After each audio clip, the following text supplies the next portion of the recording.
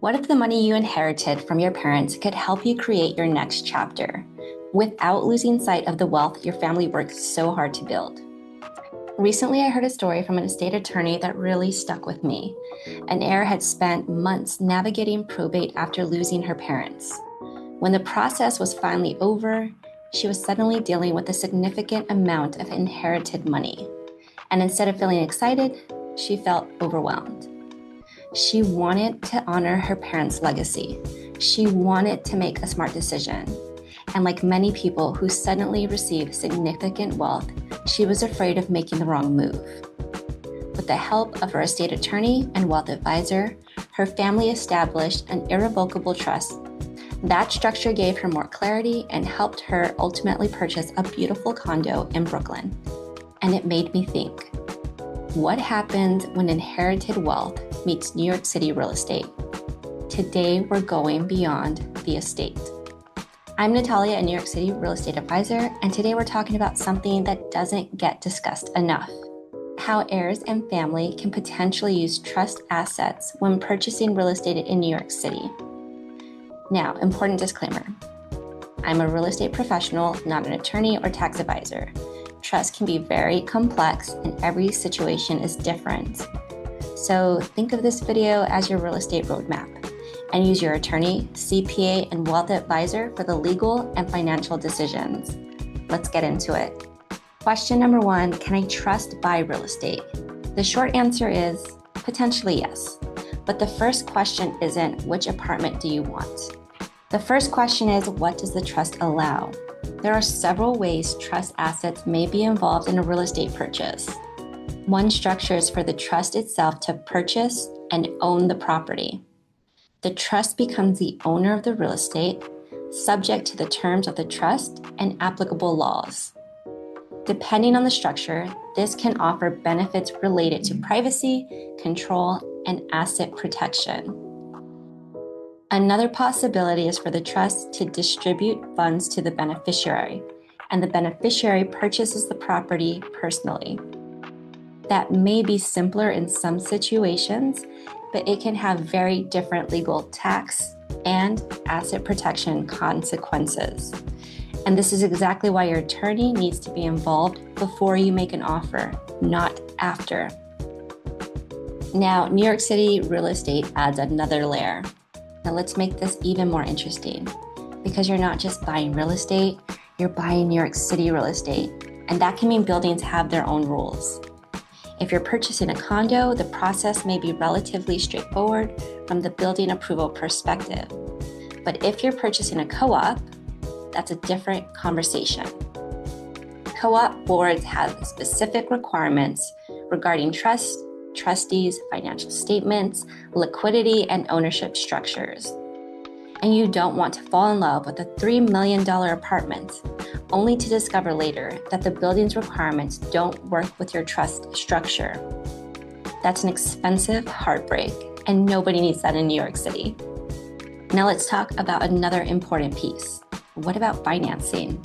The lender. If you're using financing in addition to trust assets, your lender will need to understand the trust structure. Depending on the situation, they may request documents such as the trust agreement, a certificate or certification of trust, trustee information, financial statements, documentations showing the trustee's authority, information regarding the source of funds.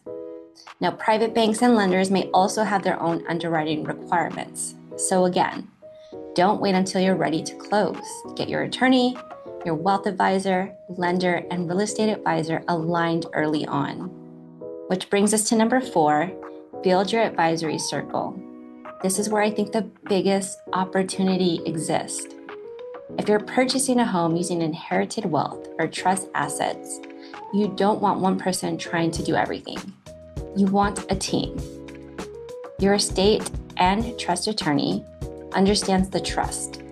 They can help determine what the trust permits, who has authority to act, and how the property should be structured legally. Your wealth advisor and CPA create your wealth team, which can help you understand liquidity, taxes, distributions, financing, and how this purchase fits into your larger financial plan. And of course, you don't want to forget your real estate advisor. That's where I come in. My role isn't to tell you how to structure your trust. My role is to make the real estate side strategic. That means helping you identify properties that fit your lifestyle and goals, understanding building requirements, navigating co-op and condo processes, coordinating with a professional team, evaluating the property itself, negotiating the purchase, and managing the transaction from offer to closing.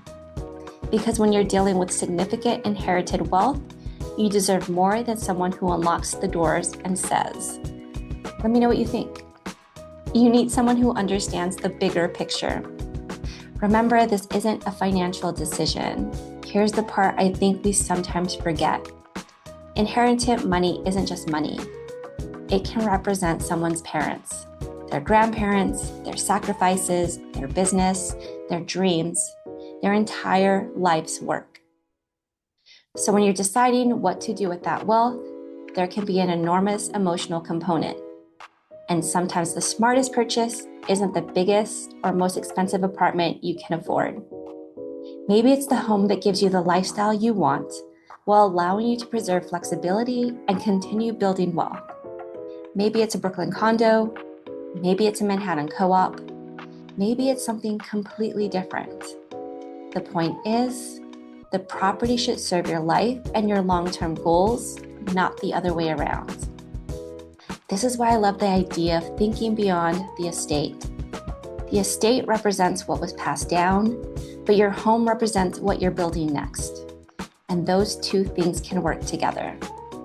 When your estate attorney, wealth advisor, CPA, lender, and real estate advisor communicate early, you can make decisions with much more clarity. Instead of asking, "What should I do with this inheritance?" you can start asking, "How can I use this wealth to build the next chapter of my life?" That's a very different question. So let's answer two questions I hear in different forms. Can an heir use trust money to buy a condo in New York City? Potentially, yes, but it depends on the trust terms, trustee authority, ownership structure, building requirements, financing, and applicable legal and tax rules.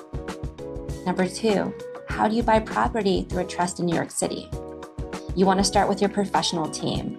Have your attorney and wealth advisor review the trust and determine the appropriate structure.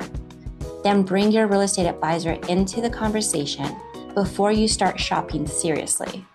That way we can look for properties and buildings that make sense for your situation. Because legacy isn't just about what you inherit, it's about what you do with it next. And sometimes that next chapter begins at home. If you're an heir, trustee, attorney, wealth advisor, or family navigating inherited wealth and considering New York City real estate, I'd love to be your real estate resource on your team.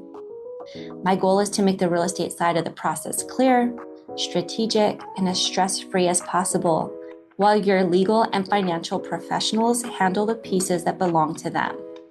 I'm Natalia Paulino, your New York City real estate advisor, and if you're ready to think beyond the estate, let's talk. Your family's legacy was built over time. Your next chapter deserves the same level of thought.